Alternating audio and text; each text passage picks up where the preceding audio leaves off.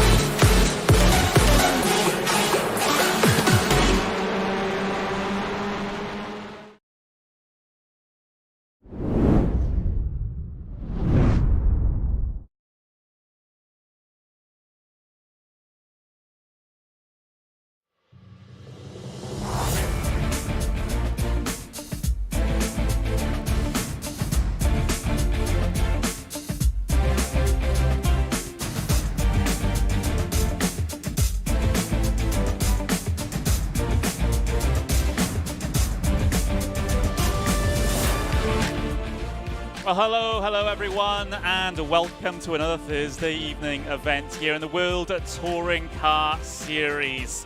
We head stateside, we head to Watkins, Glen for this week's race meeting. My name is Connery Maddock. I'm joined by the ever wonderful and ever lovely Peter Mackay for this one. Peter, not only are we heading to Watkins Glen for this round of the championship, we head to a particular layout of Watkins Glen for this round of the championship. We're using the NASCAR layout.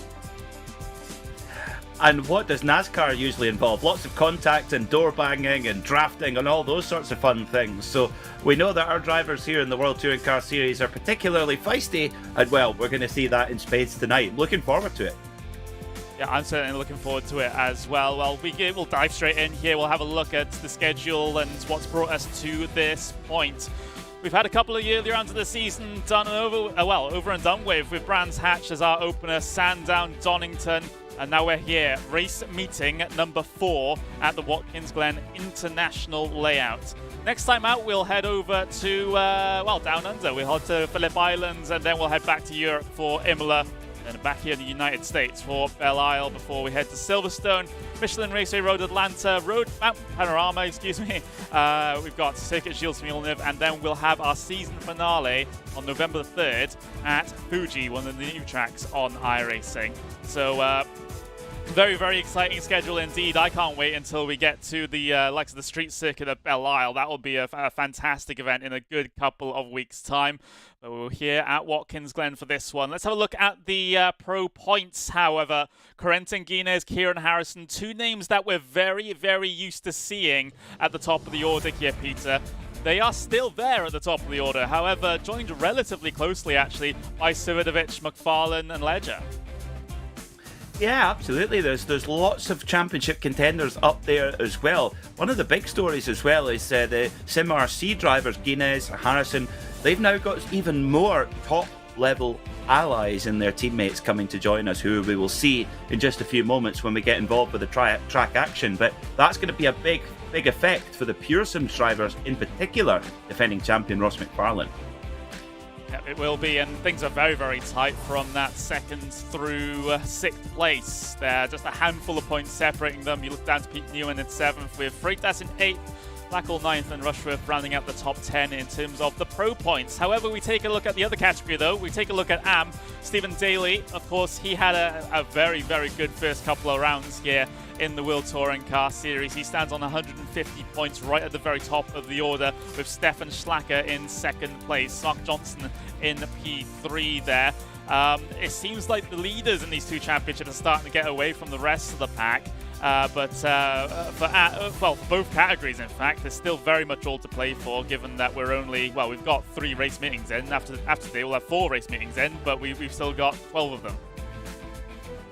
Yes, there's lots of racing still to go here in the World Touring Car Series, and we know just how quickly it can change. I mean, last time out we saw a couple of drivers getting caught up in others' incidents, and yeah, your fortunes can change very quickly indeed.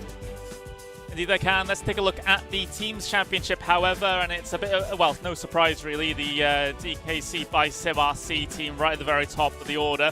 Well, that's mostly due to the fact they have Guinness and Harrison on their team that's been able to gain that many points, but of course there are other team members contributing. We've got Pure Sims Esports there in second place with Pure Sims SimLab in P3. So P2, P3 for Pure Sims Outfits.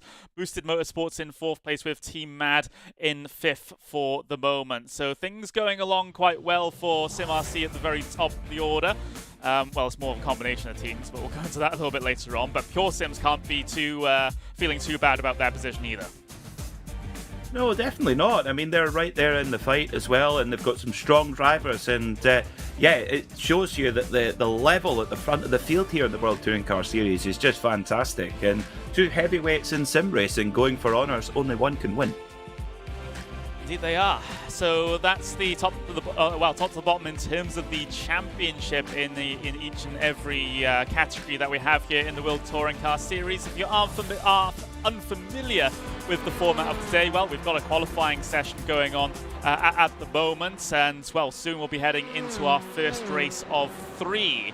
There'll be 3 races, three races here today. First one has the grid set based off of this qualifying session. And then we'll have a random reverse grid for race 2 and race 3 as well. So the qualifying clock has, well, almost got itself towards 0. So these guys will be able, well, if they already crossed the line, they'll be able to finish the lap. These guys, though, they've finished their qualifying now last time across the line. Guinness in pole position for the moment, and, well, he's down on pit lane. And you saw there the Semper Racing cars all working together in this qualifying session as well, because the draft is so important. As you see, the two Pure Sims Hondas coming out of the S's. It's a long drag with no chicane all the way up to the long right-hander of the outer loop here. And you can see Steen Ledger getting a toll from his teammate, but there's a little bit of traffic there as well. Of course, both SimLab cars, they are actually Pure Sims cars in disguise, effectively. Different livery. It's a little bit like Red Bull and Alpha Tauri, but even more friendly with one another. Yeah, so you can see that draft is, without the draft, to be honest, Connery, you've got no chance of setting pole. Yeah, that's simply the case here. There'll be a few other tracks a little bit later on in the season where that might also be the case. Potentially at Road Atlanta would be the main one I'm thinking of. But as these guys head their way across and, well, through the final corner and across the start-finish line, Steen Ledger, does he get himself pole position? Second place at the moment across the line. He got a good draft from his teammates, not by a country mile. 1:15.5 there for Steen Ledger. The pole position time 1:14.817. That's 0.08 of a second faster is Guinness compared to Steen Ledger's best lap. But we are waiting for the rest of the drivers just to head their way across the line or dive down on towards the pit lane. Seems like majority of the drivers are taking the latter option there. That should be our qualifying session done and dusted here for Watkins Glen.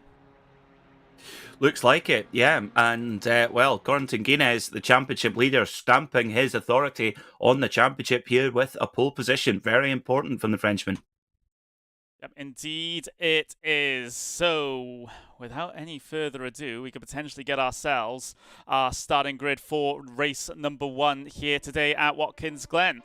It will be, of course, Corentin Guinness getting himself on pole position. So another pole for the SimRC driver here. We do have to take a couple of moments for our graphics to load. There we go. Corentin Guinness, then Steen Ledger on the front row. Jake Blackhall, then then Kieran Harrison, excuse me, make up row number 2. Then we've got ourselves Jürgen Frank and Alex Torres, bringing us down to 6th place on the starting grid. Konstantin Stolzenberg starts in 7th with Jamie Rushworth in 8th. Rafael Drage there in P9 with Damon Nolan Harris in P10. Pete Newman will start 11th with Wojciech Sividovic in P12. James Holman P13, Morgan Butler P14 with Dominic Kortum and Matthew Bunn rounding out the top 16 cars. Jaroslav Sebula there in P17 with Jason Landry rounding out the top 18. Then you've got Daniel Martin, Neil Ferrier, Rob Turner, Benjamin Gregory, Harry Fox, Nick Clibbons running out the top 24. Lee Berridge in 25th with Sam Smith in 26th. Mark Johnson, Stefan Schlacker, Stephen Daly, Michael Blake rounding out the top 30. And then 31 through 36, we got Malcolm, Blackwell, Sutherland, Kidsley, Johnson and Smith, and then it's a very big grid here, guys, so we do have to go through it. But Stevenson, Roberts, Marla, Arabia, Ankerson and Watson round out the top 42, and then the 43rd and last car on the starting grid, Sean Gardner from the Boosted Motorsports team. So then, drivers slowly but steadily taking themselves to the starting grid here at Watkins Glen, and well, I'm just about ready to get myself some touring car action at a very, very short circuit. We're about 7 seconds away from getting things going here at the famous American road course racetrack. More famous, of course, for NASCAR and IndyCar racing, but let's get some touring cars out there. Engine notes will rise. We're about to get underway here at Watkins Glen. Corentin Guinness from pole position. He's on the left-hand side of your screen. They get the signal. It's all go on the way down in towards turn number 1. A little bit of fanning out in the mid-pack already. Guinness has gotten himself a good start. He leads down in towards turn number 1. Ledger, then Blackhall in that order. No dramas at the very front of the field. Oh, was that contact between the two RD Sim Sports teammates there in the mid-pack? It was a slight bit of a tap. They're 3 wide now coming into the S's section. This is so dangerous here, Peter, to go side by side through here, because a big instant here can basically take out half the field. It certainly can, yeah. We see it both in the sim and in the real world as well occasionally here at Watkins Glen through these super fast S's, completely flat out through there as well, and drivers on the most part getting through there clean as well. And it's a long old track all the way down to the outer loop here. No bus stop chicane, of course, and straight in there as well, but it's Guinness who leads as well, and if you're the leading car, you are so vulnerable on that straight as well. And this is going to be fascinating to see what the strategy is here. Is Stain Ledger putting some pressure on Guinness? Guinness goes to a pretty defensive line there on the inside. They go side by side into this fast right-hander, and Ledger just allows a little bit of room there for Guinness to go in as well. And already, we're at the end of the lap corner. It is a bull ring here in this layout. Indeed it is. We'll get a lot of laps under our belt. We're estimating 17 here with the time that we have on the clock, but across the line, Guinness, Ledger, Blackhall, Harrison is the order at the very front of the field. Is it going to change on the way down in towards turn number 1 though, because Ledger sent his way down the inside of your race and championship leader. It's going to be a drag race up the S's section, maybe stacking up the cars behind, but no, Steen Ledger thinks better of it. He lifts out and just gets in behind. He knows the risks of going side by side through that section. And it's not like he's under a huge amount of threat from behind either, given it is his teammate behind. This is kind of like watching a NASCAR race where they've put the drivers out in their hire cars. This is fantastic stuff as well. Drafting here with these TCR machines. They're not known for their drafting, but here on this layout, it certainly is working as Pure Sims to the front. Steen Ledger to the front. Oh, hip check! Hip check from Harrison to Blackhall there, and Blackhall for Pure Sims gets nudged back a fraction there. Now there's 3 Sim RC cars between him and his leading teammate, Steen Ledger. There's still a bit of 3 wide here as well, in and amongst Harrison, Torres, Gregory. Gregory He's off. on the... Ouch. Oh, the car straddling the barrier is a Hyundai. Oh dear. Let's have a look at it. Oh, well. Let's see what happened then for Ben Gregory. Coming around the outer loop here, all looks fine and well.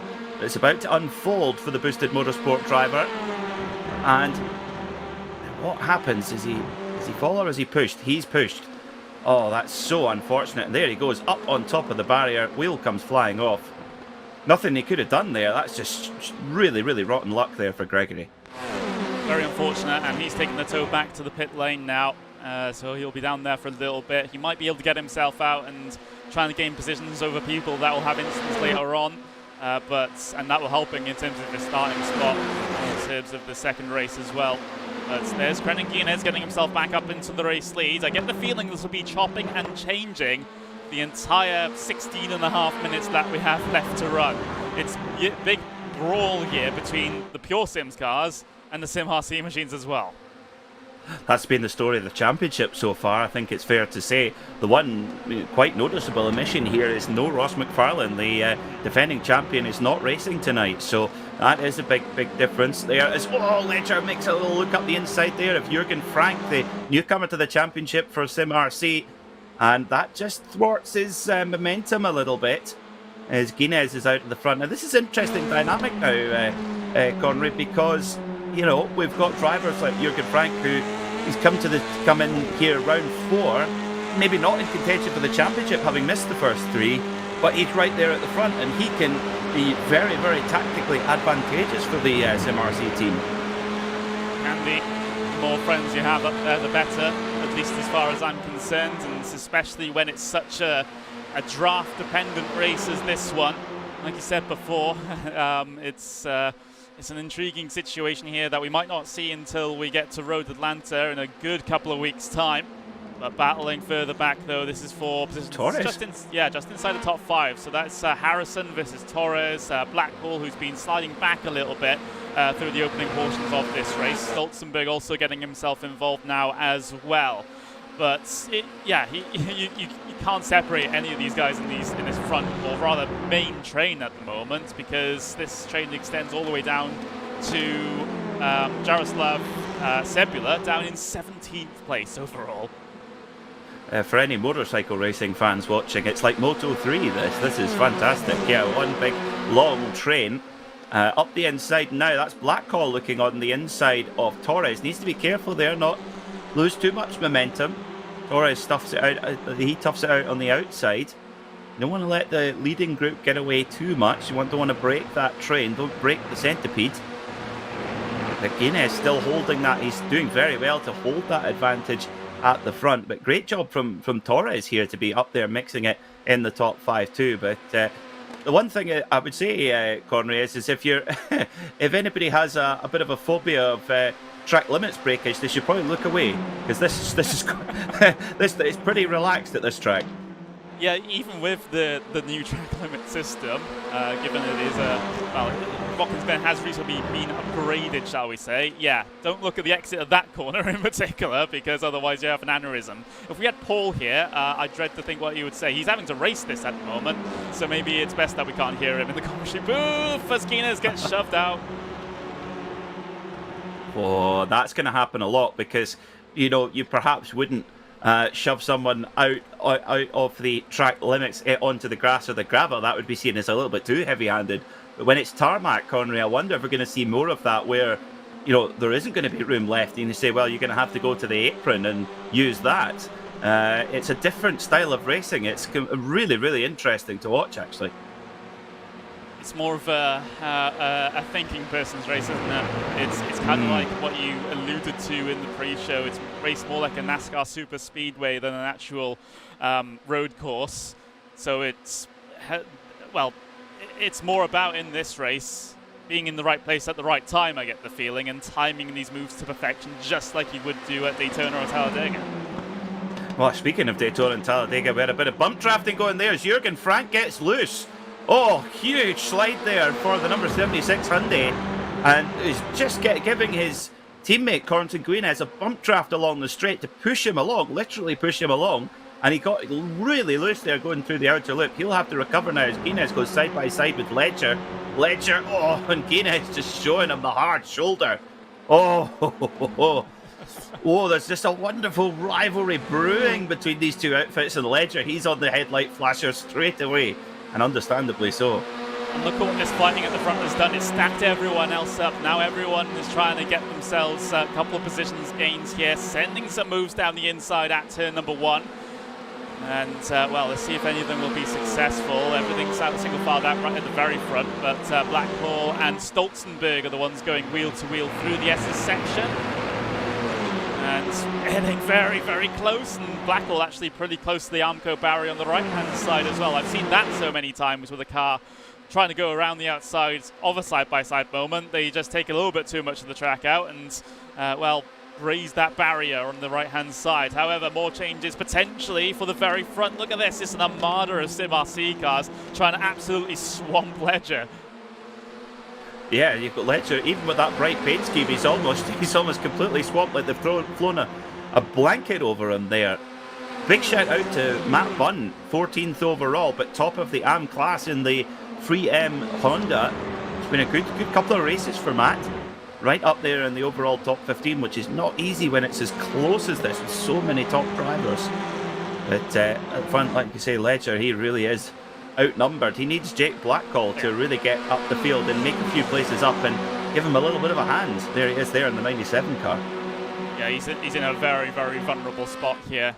no friends around whatsoever. All you've got are SimRC ahead, SimRC behind, and they're going to make your life hell because they want one of their outfit to win this race, and probably will do anything to get it. And Ledger, that's the situation he has to deal with now. It's such an awkward one, but we'll see how he gets on.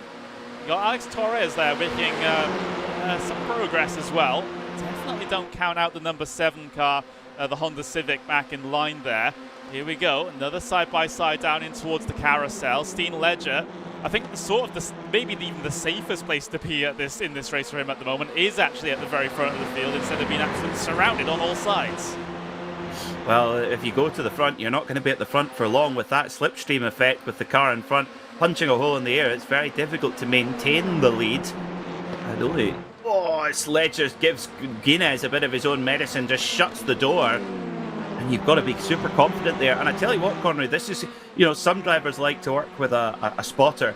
A race like this is where having a good spotter who's on the ball, I mean, really, it is a huge advantage if you've got it.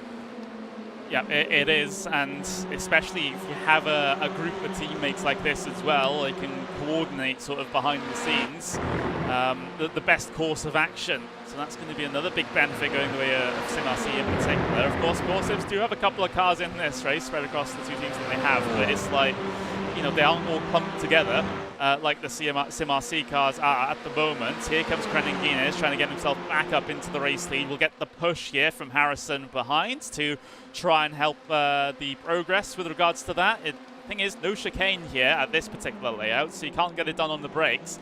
You have to try and swing it around the outside like this through the carousel, and there's always the possibility that the car on the inside can come back at you, and that's exactly what has happened. Oh, so Ledger hangs on to it for now, and Guinness is putting on the pressure hard there, goes to the outside line now as well. But Ledger covers it. Oh, but Ledger maybe goes a bit wide there. No, just using more of the circuit there as well. It's hard to get used to actually as well. Well, we mentioned our esteemed colleague Paul Smith, who's actually in this race. He's going to be cursing, but do you know what, Connery? He's going to have absolutely no choice but to break the track limits. He's going to have to break his own rule. He is. He's a big proponent of white line, isn't he? No matter where the white line is. I'm a white line plus curb person myself, but Paul is pretty strict on white line. Yes. Him and Tiffany Dell could have a podcast just about track limits. I think yes. As long as the whole car doesn't go over the white line, you're okay. I would say, but as we can see, the two whole cars are going over the white line here at Watkins Glen. There was nearly contact there between the nose of Ledger's Honda and the rear bumper of the 888 Hyundai of Corrington Guinness. That was close, and that's a fast part of the circuit too. It is, and well, we've had a couple of close moments to the exit of the carousel as well, as cars will attempt to try and take that ultra outside line way off the racing surface, especially if you're Mr. Paul Smith. And the sketchy thing about that is it's not necessarily going off the circuit like that, it's coming back on it, which can be the main danger, especially if you're not entirely clear. Well, we're now into your pet hate of rejoins, Connery. Bad rejoin. We're getting all the bingo cards out tonight. Race Spot bingo. Connery complains about rejoins. Paul complains about tracksmiths, and I provide a utterly tenuous and pointless fact. I mean, I'm going to stick with a patriotic one to kick us off, Connery. This was actually the circuit where a Scotsman scored the first World Championship Grand Prix win from someone from our country, Innis, Ireland, in a Lotus. You had a little bit of a funny slip there, because you said, instead of track limits, you said tracksmiths. And I'm just wondering what tracksmiths Hashtag tracksmiths. He's made it his own brand. That's a Freudian slip. 6.5 minutes left to go, everyone, as they exit out the carousel. Bit of lap traffic ahead, actually, as well, which might be a factor in this one. It depends. We're on lap 11. We're expecting 16 laps now, actually. Thing is, I've learned not really to trust on my timing and scoring with regards to laps remaining, but we'll just swing with it for now. 6 minutes across the line here, and look at them fanning out. Someone must have got a very poor run out of the final corner. Oh, yeah, and it's oh, you can see Savinovic is making a move now on Blackhawk. Oh, Biff! Oh, it's a chain reaction there. And yeah, the move up the inside of Savinovic put Blackhawk into Torres, and Torres was the guy. Well, if it was musical chairs, he'd be landing on his bum. Oh! Oh, huge! Oh! Oh! That's going to pucker. Oh, they're continuing on, but we'll have to go back to the replay because I do want to see this again. Big issue through turn number 1. Big issue coming up the hill as well. Look at them all fanning out, potentially 3 wide, and they were 3 wide with Blackhawk in the middle of this one. Bang, there's the contact with Torres. Keeps a hold of it, avoiding action from the cars behind, but that's not the end of the situation for Blackhawk as they continue 3 wide through the S's section and just sandwiched in between and very well held. Yeah, that was Stolzenberg. Just came across a little bit as well, but it's so difficult because they're absolutely on the limit of grip there, flat out. But all drivers concerned did a super job to keep it out the barriers. Quite remarkable, actually. I have to say, they'd be twitching like a rabbit's nose after that. But at the front, Ledger holding the lead from Guinness, and this is going to be, we're going to have 3 races tonight, and they're all going to go absolutely down to the wire as there's, Matt Bunn's getting punted up the back there. Yeah, Bunn Lost also... the free M livery. Yeah, Bunn also was squeezed. I think it was Corton directly ahead of him, almost all the way into the pit wall, coming down the entire pit straight. So there must have been something going on between these guys at the very start of the race that must have caused that bad blood. But there's the front of the field once again. It's become a pack of 5 now. Potentially even, if you're one of these drivers, 1 in 5 chance that you win this race with how this is going. Yes, Savinovic, the old fox, he's just... the old fox puts the young calf in the wall. Oh, Jürgen Frank, huge incident. Huge, and he parks himself on the barrier as well. He can't get it going. He's trying to sprint the front tyres. More chaos. The front tyres off the ground. Well, rear tyres off the ground. Front tyres not in the place to get traction to try and get him off it there. We had another incident involving Newman in the process of that as well. So we'll watch this one run through, and that's the problem with running wide. You have to come back on. And Jürgen Frank out of it. Here's the, I think this is with Landry as well. Newman and Landry. Oh!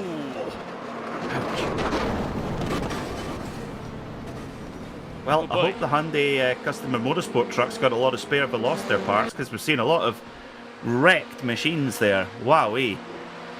Oh, it does seem though there, Connor, you called it. If you rejoin that track from the track limits and there's someone already there, if you steer across the front bonnet of somebody, you are going to end up in the fence, and that's exactly what happened. Indeed you are. Here's a look at the very front of the field. They squeeze themselves through. Well, at least Kieran Harrison squeezes himself through on Ledger. And now Ledger coming under pressure from Savinovic. So Ledger hasn't had the best of middle sectors. Savinovic on the flashy light button as well. With 2.5 minutes left to go here at Watkins Glen. They're doing 1:15s in terms of the lap times here as they head their way out of the final corner. This will be 2 to go. Oh, 2 to go. Guinness leads for now from Harrison. Now, well, we've seen Guinness and Harrison running in each other's wheel tracks for a lot of the season so far. Can they make any sort of distance between themselves and Steen Ledger? Ledger's not letting them get away though. Ledger is driving the wheels off that Honda Civic Type R as they come up through the S's, and potentially got a bogey up ahead as well. Car running a lap down, which could potentially play a factor here, especially with the draft as well. And Savinovic, he carries on. He got almost no damage at all, if any, in that incident there with Jürgen Frank. Here we go. Oh. Into the carousel. What's the situation here? It's almost 3 wide for the race lead. Ledger trying to fight his way back. He's up against it though. 2 Sim RC cars between him and a race win. He's been very, very strong in that, well, basically for the vast part of this race, alone Pure Sims car at the very front of the field. Yes, he has had friends deeper in the pack, but none that could really assist him. Ledger down the inside of Harrison now, and elbows out, boys, up over the curb through the final corner to start the final lap. Oh, really tough racing, and that's allowed Savidovic to come back into it as well. And Guinness, all of a sudden, no, in fact, Guinness has just made a little bit of a break, but Jurgen Frank, despite that incident, it looks like now is he going to finish on the lead lap or one lap down? But if he finishes one lap down, he can still get points. So he's there in the 76 car, so don't be distracted by him. Your race leader is Corentin Guinness, as per our timing tower, but can he hang on? Is his teammate Kieran Harrison going to have a go at the championship leader? We will have to wait and see. Not too long, though. So if you're impatient, well, we'll get it in the next 10 seconds, I would have thought. But Harrison trying to play rear gunner now for Corentin Guinness, as here comes Steen Ledger outside of the carousel. Kieran Harrison commits to the inside. Will this lap traffic affect the final sector or not? That's a question as well. Flashy lights already being deployed by these lead lap drivers as Ledger tries to find some way through here on Harrison, but Harrison has defended incredibly well. There's the send down the inside from Ledger. Is there a push out this time like we've been used to seeing? As part of one, but Kieran Harrison holds on in a very exemplary fashion. As long as he can nail the exit of the final corner, he should be fine, but it's his teammate that takes all the glory. Corentin Guinness takes race 1 win here at Watkins Glen. And that was handy for Guinness, getting a little bit of a tow from Jurgen Frank, running a lap down as well, but Guinness winning it fair and square there, it must be said. Matt Bunn, despite being pushed about a little bit, he came at the top of the AM class, 16th overall, but whoa, what a result for Sim RC. 1-2, Guinness and Harrison, with Steen Ledger having to settle for third. And you have to say, Conry, having fast allies, fast teammates up there at the front is priceless. Indeed it is. The Sim RC guys will celebrate a well-worked race win amongst themselves. It's a 1-2 finish for them, but without further ado, we do have to have a look at the spinny wheel. So this is going to be our reverse grids for race number 2. Let's take a look.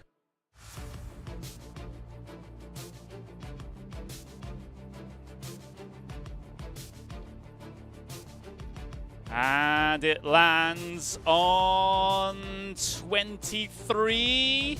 Or does it? Keeps going. 16. So that means your AM class winner from this race is now pole position sitter for race 2. That's Matt Bunn. Fantastic stuff. So Matt Bunn rewarded with a pole position for race 2 after winning the AM class. It's been a pretty good night at the office so far for Matt Bunn. Wowee. Indeed it has, and here are your official race, well, unofficial race results, because post-race reviews are a thing. Corentin Guinness, P1 with Kieran Harrison in P2, Steen Ledger P3 with Wojciech Savidovic in P4. Konstantin Stolzenberg getting himself a top 5.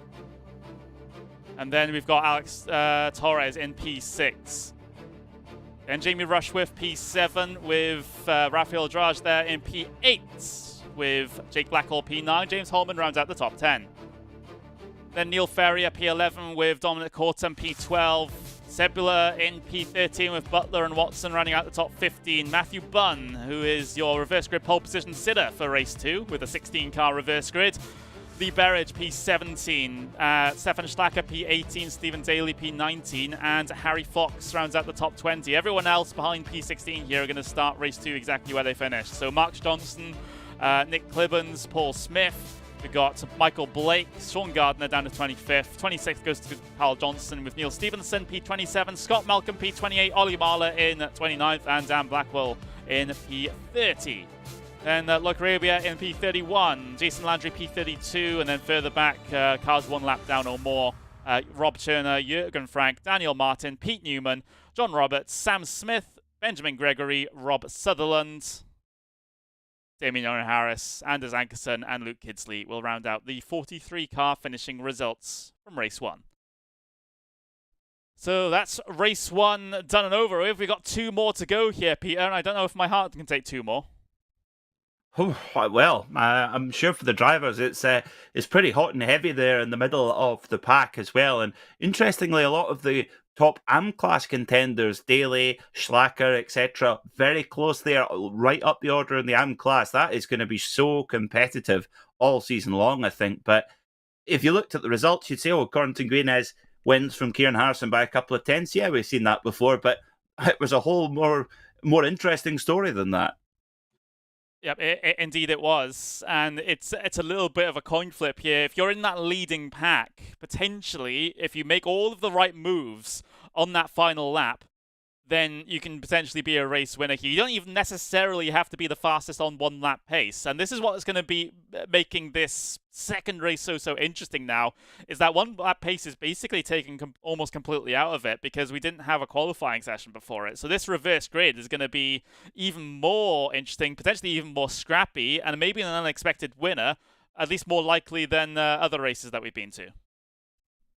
Yeah, and looking at the lap times, I mean, there's only 0.2 of a second between the best lap time of our top runners, and in fact, actually 0.1 of a second between our pro class winner Corrington Guinness and our AM class winner Matt Bunn.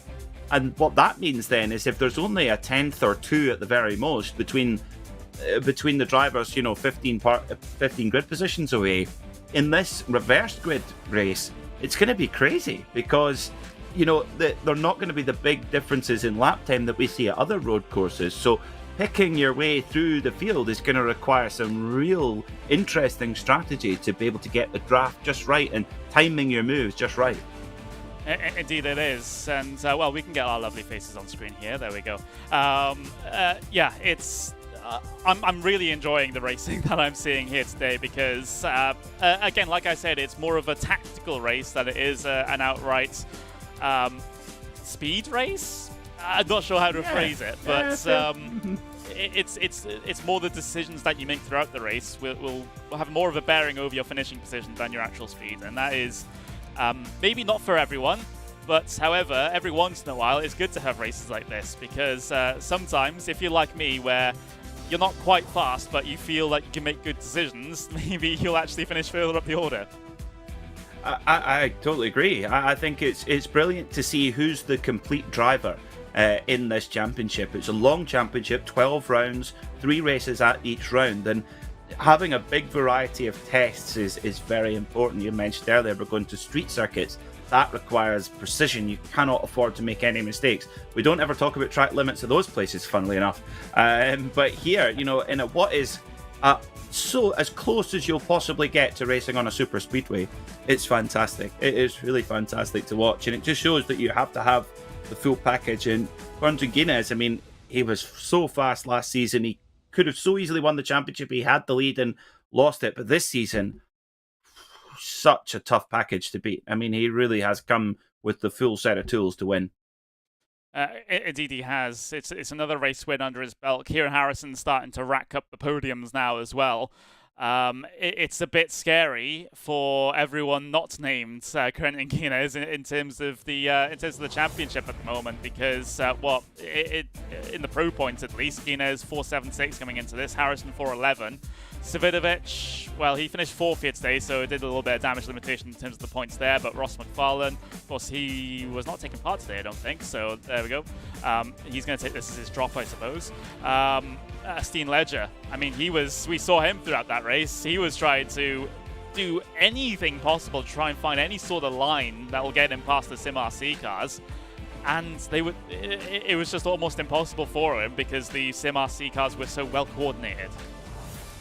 They were, yeah. The Sim RC cars did work together very, very well. I mean, you could see them just positioning themselves on the straight accordingly to make sure that they gave their ally a tow down the straight rather than their enemy. But you have to give a big props to Steen Ledger to get the car on the podium there in that battle. It could have ended at any moment. It was so close, but he'll be disappointed not to win, of course, because that's what all these top drivers turn up to do. But you have to say that he did do a good job there because he's flying alone.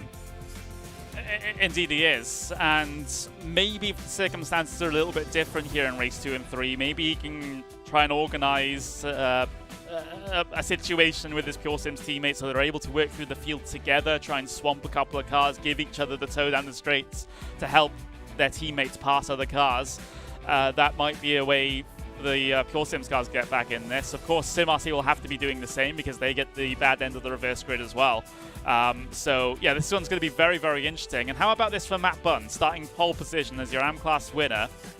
That actually promotes him ahead of the lot of the AM cars. So if he is able to maintain position and get a good result in race 2, then his points delta over all of the other AM cars is going to be crazy. Oh, huge! Absolutely huge. And yeah, this is a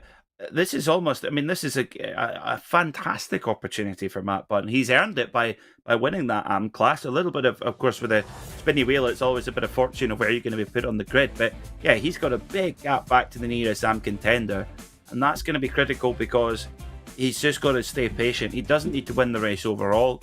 He just needs to make sure that he stays in that leading group and kind of be Mr. Anonymous, be the person who sits around the table sipping their pint, but when you leave at the end of the night, you go, wait a minute, they didn't get a round in ever, huh? But yeah, but they're the winner, of course. Spot the Scotsman here, but yeah, that's what he's got to do. He's got to be Mr. Nobody in that lead pack, and then all of a sudden, another big chunk of points. The issue for Matt Bunn here is usually when we see reverse grid wins from unexpected names. There's nothing against Matt Bunn here. It's going to be an unexpected name if he wins. But usually in those situations, those are triggered by a potentially quite deep reverse grid and them being able to get away in the first couple of laps. That is definitely not guarantee here, especially with how the slipstream has been so potent. So for Matt Bunn, he's got to approach this potentially a little bit differently than a reverse grid pole position to any other track. And it's just got to, well, defend like hell and keep track position. That's the only way.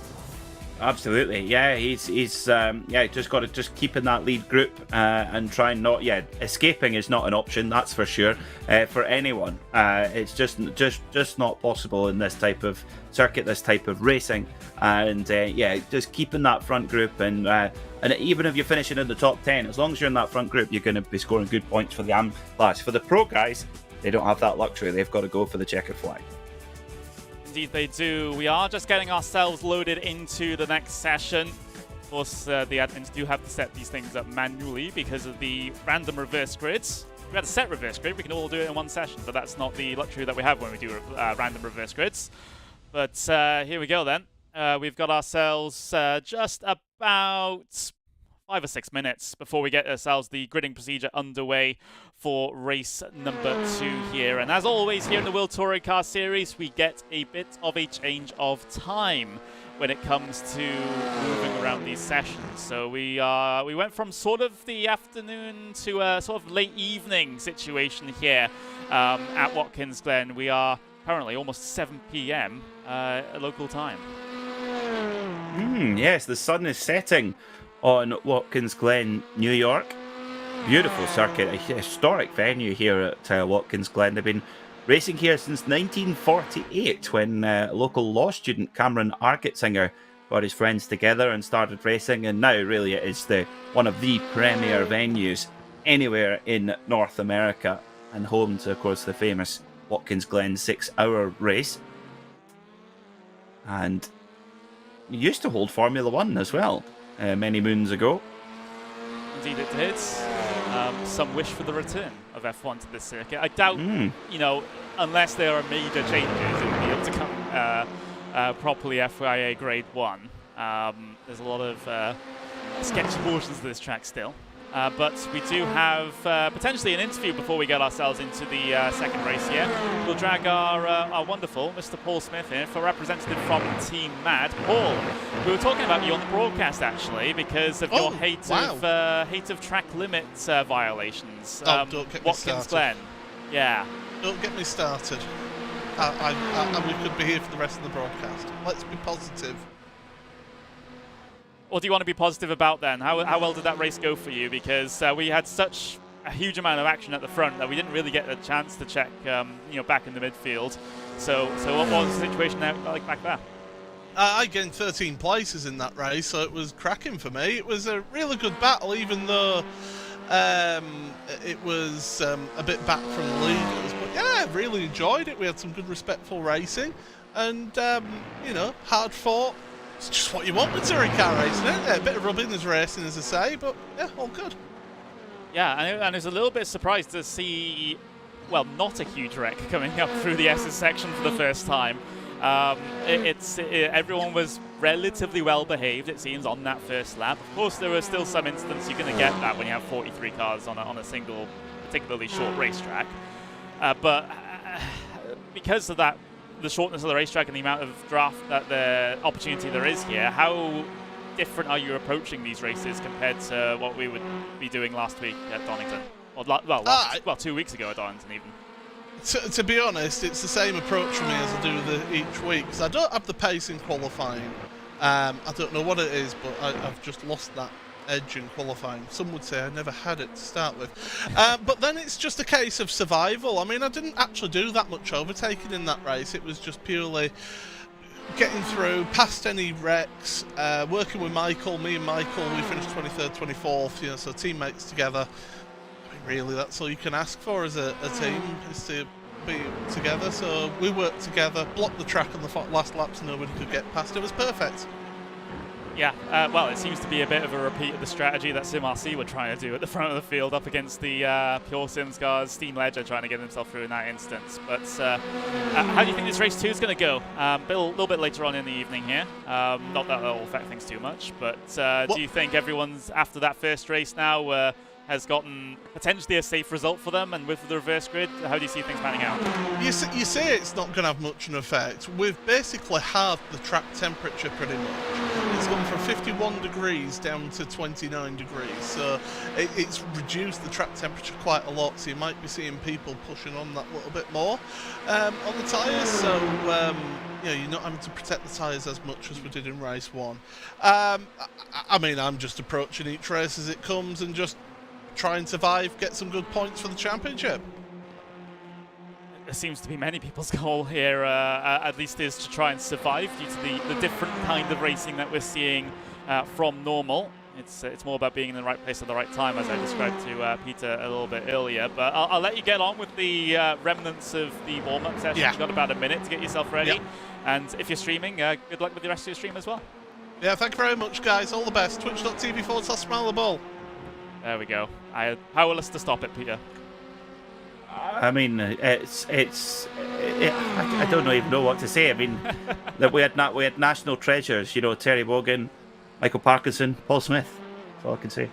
Yeah, he's absolutely on that level. An evening with Paul on his stream, I mean, set the world to rights. Paul, that's the one thing you'll get, is that you can, although if you are going to tune into SmilerBull.tv.twitch. whatever it is. Sorry, Paul, I wasn't listening. Do ask him about track limits. Yeah, ask him about that, and I'm sure you'll get a monologue. Yeah, absolutely. And if you say anything other than white lines of track limits, just prepare yourself. 10 seconds left to go. 10 seconds left to go before we get ourselves our sessions switched on over here.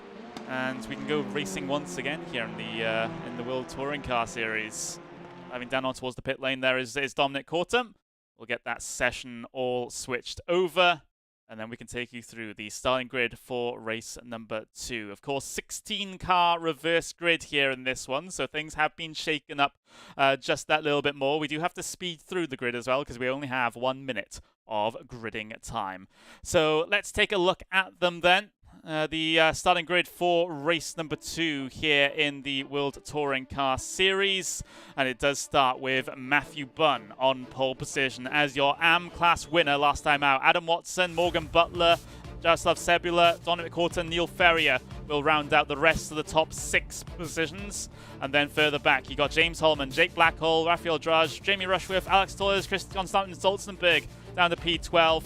Then you get Savidovic, Ledger, Harrison, and Guinness rounding up the top 16. Everyone else, well, that's exactly where they finish, is where they start here for race number 2. So we'll cycle through these very, very quickly indeed. Drivers have already gotten themselves onto the starting grid here for this one. We're about to go racing here in the Touring Car Series at Watkins Glen for the second time here today.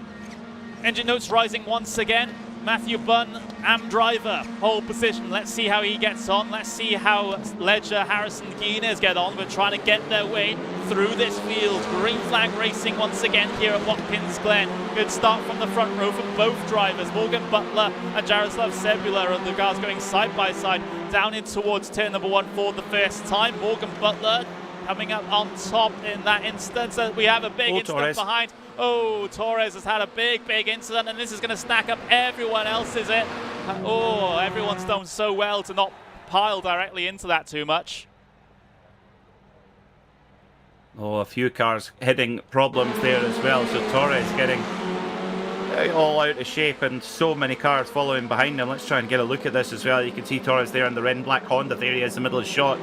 It's a little bit of hit check there from one of the Semper Racing cars. Then little dump from the back from another Semper Racing car, and it's Stefan Schlacker head on, and then it is just another big all arms and elbows. There's been another big incident. Oh, Harrison getting a tip there. How did he hold on to that? And we'll watch this one run through, because as we were doing that replay, they've had another big incident. So we'll have to see what happened here and whether or not they're worth a safety car, because I do have that power, by the way, here in this series. Did it happen ahead of these guys?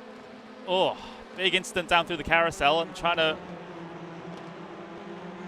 see if there are anyone else piling into that one. It looked bigger on my timing screen with the amount of drivers dropping down. Oh yeah, carnage on this opening lap then here in the World Touring Car Series in Watkins Glen, race 2 of 3. But at the front, well, Matt Bunn he's lost the lead momentarily, but pushing on, and this is what you've got to do, just keep out of trouble, keep in this lead group, which actually they've actually got a little bit of a mini breakaway going here as well. So these guys have got to be careful, got to be clever at this stage and not slow the pack up too much, because they'll be thrown back into the clutches of the chasing pack. Indeed. I do apologise for my calls on the race start there. It was just the time screen wasn't exactly sorted in the right way I prefer it. So there we go. Either way, Adam Watson, P1, and maintaining P1 for now. Matt Bunn slid all the way back into 5th place, as I will make sure that we can get ourselves the full picture here. There's Matt Bunn in 5th place. So there we go. There's the sort of leading, I would say 11 cars, no, 9 cars in this front train. Yeah, 9 cars, and critically, championship leader Corentin Guinness is on the back of it, as well as, more problems for Bunn. Bunn just running a little bit wide there, and he gets swamped by all the RD SimSport cars, the 2 pink Hyundais there. But there's a huge gap back from Guinness all the way to Harrison, 4 seconds. So for Bunn, he could almost, I wonder actually, Connery, if he's shuffling to the back of this group on purpose to keep himself out of trouble. That could be a very, very clever move there from Matt Bunn. Yeah, it could be, as we have a look at this entire situation on the way down in towards the carousel here. Such a tricky corner at the best of times, and you know, when it's the short layout like this, it's an even more crucial part of the circuit. But a lot of the pro drivers have gotten themselves towards the front here, trying to get through on Matt Bunn. Bunn now down into 8th place. Corton leads this race from Watson, from Chebula at the moment, and we'll have to see how this one progresses. And we're going to have a look back to see the situation with Corentin Guinness, Kieran Harrison. Well, there's Guinness on the back of the leading train, and now starting to make some progress. Down towards the inside of turn number 1 he goes. There's a battle for P3 going on as well, between Sebula, Blackhall, trying to get his way through for Pure Sims, as we have had another big incident, I think, on the pit straight. Oh, it's one of the Team Mad cars, number 18 of Michael Blake. Oh, the rear wing's missing, and he just missed the pit entry there as well, so he'll have to go all the way around, and just gets tangled up. And his teammate Paul Smith there in the Loster just has to go straight through the middle and just misses it. Oh well, this is going to be interesting onboard footage here. So Smith nearly into the back of the 69 Hyundai Elantra. It's all about to kick off in front. There it goes. Trigger. More smoke than a Dr. Dre music video. Bit of contact though. That might be steering damage on the right front there. Yeah, we'll let the replay run through a little bit. It was a big graze between the two cars there. Paul Smith directly spat out into the battle, but continuing on for the moment. There he is on the live pictures, so able to maintain the position ahead of Carl Johnson there, so can't be too much damage actually to that Team Madcar. But as we look back towards this leading pack, it's still as scrappy as ever. Jake Blackhall third place, or rather attempting to fight for third place over Jaroslav Sebula, the number 12. Yeah, and this for our AMP class leader, Matt Bunn, this is a dream scenario because got all the pro cars in front of him here. Doesn't need to worry about them. He can just sit in here, watch this all go on, and there's so many cars in front that he can get a slipstream and stick with this leading pack. And they're going to overtake each other enough that staying with them shouldn't be too much of a problem. And if the gap does close up, well, he can even save his tyres a little bit here as well because he doesn't have to push as hard. He's in a completely different mindset to these pro drivers. The pro drivers, they're like, how do I win this race? Who do I have to talk to win this race? Well, the two Pure Sims cars are in there. Blackhall leading Ledger, and there's Corentin Guinness, championship leader, race 1 winner. Can he do the double here? And you could potentially argue, actually, Conry, that is this round the best opportunity for a treble? Possibly. I mean, still a lot of work to do for Guinness here, and these drivers will not give up this without a fight. And well, Guinness will take the fight to them down the inside of Holman. Holman going to try and respond, coming off the corner, doesn't quite have the overlap to cause Guinness any sort of concern. They drop off the leading pack slightly as they head their way up the hill here, but still very firmly within the slipstream, so it shouldn't be too much of a problem. Like you said though, Matt Bunn tagging on to the end of this one. He's got himself in a very, very good spot there. Harrison, though, I'm very interested to see if Harrison can actually catch up to this pack, because this pack is fighting a lot and they're slowing each other down.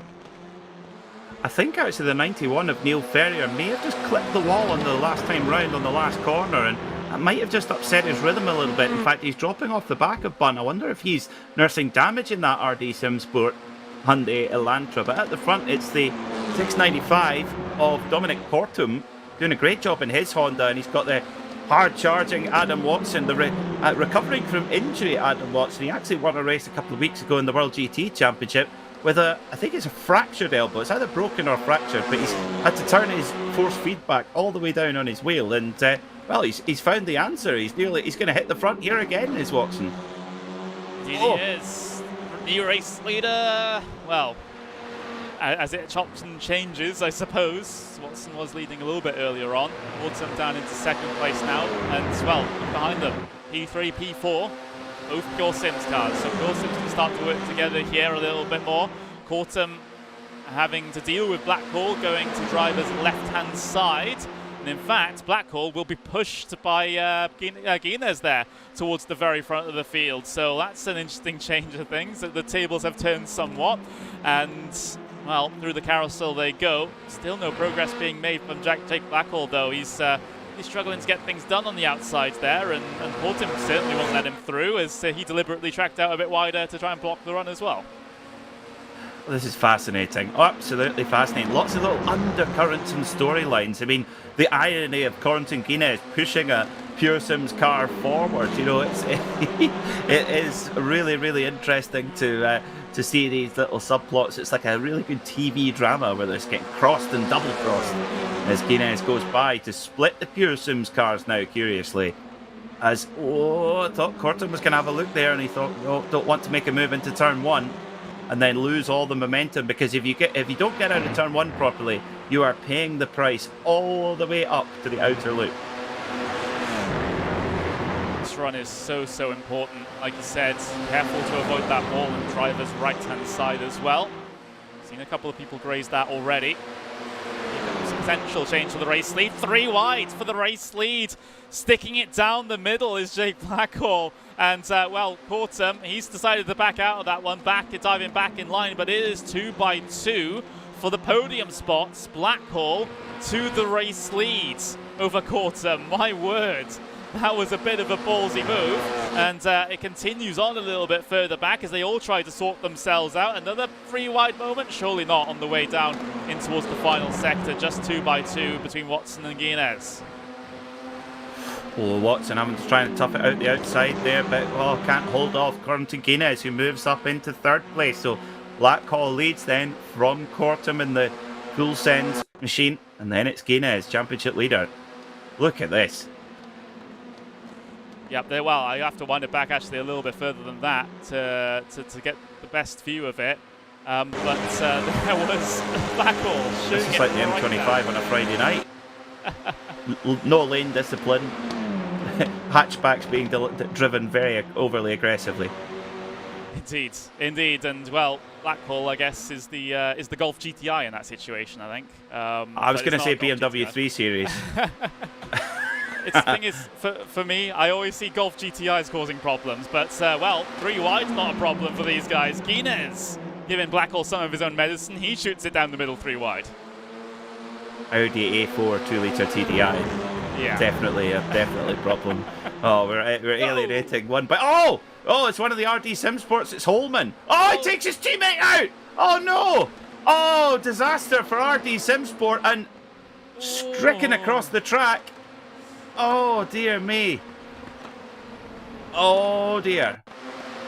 Well, the soup has soured at RD Sim Sport. Oh, nothing that was just a bit of poor fortune. Let's have a look and see what happened then. And it's contact from Watson, who triggers it. Oh dear. Oh. Yeah, that will go down like a pint of sick. That's Neil Ferrier. Oh. We'll cycle things back just briefly to see his view of it. Nothing Ferrier could have done here. Nothing his teammate could have done either. He was holding the brakes. He saw the brake lights on. The car just was not slowing down whatsoever. Ferrier with a heavy impact with the barrier. Oh dear. Well, that's a shame because RD Simsport running really strong there. 2 cars in the lead pack and now no cars in the lead pack. All the while, Guinness has just slipped his way through to the front of the field. But look at Matt Bunn there as well in the AM class, 5th overall. Amazing. Absolutely amazing. Yeah, this has been a strategy that's been paying off so far for Matt Bunn. Maybe the plan wasn't to hold on to the positions as hard as possible. It's just to drop the back end of the front train and just sit there and see what happens in the rest of the race. It's a very smart decision if it was a conscious one. Across the line they go. Inez trying to break away now, but Blackhall's getting a push from Cortum. Now, Guinness is getting away, and Ledger and Blackhall, they've really got to play this smart. They cannot afford to let Guinness get into a rhythm. This would just be turn up from the books. Who was it that said that you couldn't escape? It might have been me, but ignore that. There is a potential here for Guinness, but Blackhall is really pushing on, desperately trying to keep the Frenchman in sight here. He is, and well, here comes Adam Watson. Adam Watson attempting to go the long way around at the carousel. As Guinness, well, tries to keep himself ahead of Blackhall, but Watson's the one making moves at the moment, trying to go the long way around here on Cortum, and well, we'll take that extreme wide exit out of the carousel. And Watson has been able to gain the position over Cortum, so this is looking pretty good at the moment. And well, Cortum sliding even further back because that was Matt Bunn making a move. Matt Bunn, he's meant to be Mr. Invisible here, but he said no. I don't think you could be Mr. Invisible in the 3M Honda with all the jazzy graphics on that. But well, Jake Blackhall has made sure that he hasn't made me a liar. He's caught up with Guinness. He's not allowed him to escape, and that Guinness had probably 3 car lengths, and it evaporated to no car lengths in what, half a lap? That just shows you. These TCR machines, they're not known for giving a big slipstream, but on this type of circuit, there is just no denying it. You can't argue with physics. Can't. And well, Matt Bunn's still in a bit of a battle here with Cortum. Coming off of the S's section, there's been a bit of separation between them and the leading 4 now. Back towards the race lead. Blackhall getting pushed by his teammate, Esteem Ledger. He gets himself towards the outside. It is possible to go around the outside at the carousel. It's difficult to do. He's going to try and get the cut back off the corner because he feels like Guinness is overcommitted, but let's see what the situation is down in towards the final couple of corners here. Blackhall trying his best, but even his best is not getting one over Guinness at the moment, as we have a little bit of a change of scenery in terms of the lighting there. Yeah, nice. What does they say? Pink sky at night, shepherd's delight. Well, I hope that. Are there any shepherds in Upper New York State? There probably are. Are there any in Watkins Glen? It is a very nice national park, apparently, Watkins Glen. But this initial group has really just spread a little bit now as well, with Cortum a little bit in no man's land. But I'm sure that will soon accordion effect back together again. But Guinness leading for now, but Blackhall is right all over the bumper, putting some highlighter green paint on the back of that SimRC machine. And, well, isn't this history repeating itself? We've got a car a lap down there, but instead of it being a SimRC car, it's actually a pure SimLab car. So roles have been reversed. Watson. A car a lap down, and Watson, where did he come from? He hit the nitrous button there. Straight down the middle of Blackhall and Guinness. Gets Watson up into the race lead. 4 minutes to go, just a handful of laps here. What this race has told us is that shooting down the middle 3 wide is actually the way to gain some spots here, and quickly. So we'll have to see if that factors in towards the end. A little bit of a bobble up over the curve for Guinness. Just a wiggle in terms of the body language of the car. But able to continue on going. And like you said, that lap traffic potentially might be affecting here. Blackhall down the inside of Watson, potentially in towards turn number 1.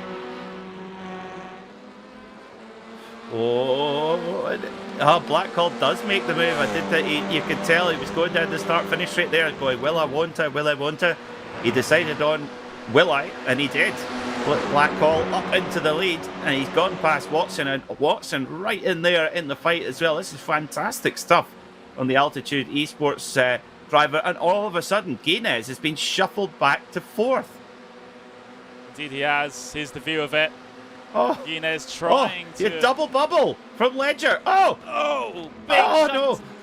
Big shunt to the back bumper from Watson onto Blackhall. Guinness might find this as an opportunity to try and work his way through. Almost 3 wide there for 2nd place. In the dying moments of race 2 here at Watkins Glen. Adam Watson looking to the inside now. It's less to attack, more to defend from Quentin Guinness as he hangs it out there, out onto the curb, gives him the inside line for the final corner. This one is not done by any means. We got 2.5 minutes of frantic action to go. You bet we do.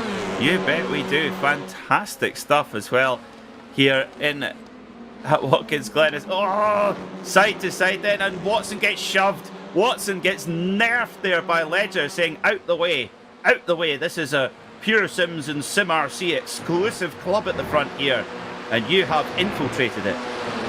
Yeah, but that sort of hurts Ledger a little bit more, because he's now been able to slot in behind Dominic Cortum, and now there's starting to become the gaps developing between the front 2 and the rest of these cars.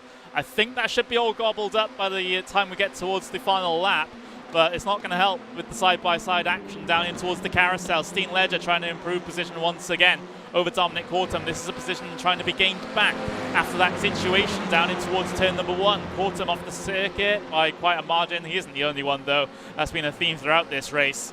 And dipping back in line. Yeah, and Pete Newman just up there in the SimLab Hyundai Veloster. There he is. He's actually about to go 2 laps down here. If he, there you go. He's just ducked out the way, his Newman. So white flag down here at Watkins Glen, and Blackhall leads from Guinness and Ledger. Does he have enough time to catch up here, Connery? Well, that's the big issue. It's going to be a big old tow coming through the S's and down the back straight. Is it going to be enough for Ledger to get himself involved in this one? It's Jake Blackhall versus Quentin Guinness for now. Let's have a little bit of a ride on board with the Hyundai Veloster of Guinness up against the Civic, the number 97 Pure Sims. How many times have we seen this? SimRC versus Pure Sims. Guinness will give the shove to Jake Blackhall instead. Maybe he's feeling threatened by Steen Ledger closing in from behind. Guinness towards the outside now, and well, Guinness is rightfully threatened because Ledger's gained all of that time back, but is it too little too late here for a final lap charge through the carousel for the final time? Guinness, which direction does he go? Which is the most likely to give him the position on the way through the final couple of corners? It's side by side for the race lead between Blackhall and Guinness. Guinness having to go off the circuit. Back on he comes in towards the final corner now. Guinness on the inside. Guinness has the position. It's a run to the start-finish line though. Jake Blackhall, can he do anything about it? That's going to be a no as Guinness on the final lap takes the race win in race 2. Bravo. Bravo. That was stunning driving from Corentin Guinness. Clean, fair, precise, decisive, fantastic stuff there from Corentin Guinness. 2 out of 2. Can he make it 3 in race 3? I mean, what more can you say about this Frenchman? My goodness me. There we go. Wow. Oh, that was breathtaking there. I do have an issue with the track limits through the second to last corner. I think the stewards might look at if Guinness was over exuberant with the track limits there. However, for now, and for the purposes of the reverse grid, he will be taking the race win here today. Of course, post-race reviews will be in effect, but that was a chaotic one, let me tell you that. And well, for a moment, we can get ourselves the spinny wheel to see who is reverse grid pole position sitter for our final race of the evening. Here's the spinny wheel, here's the spin of the spinny wheel, and where does it land for race 3?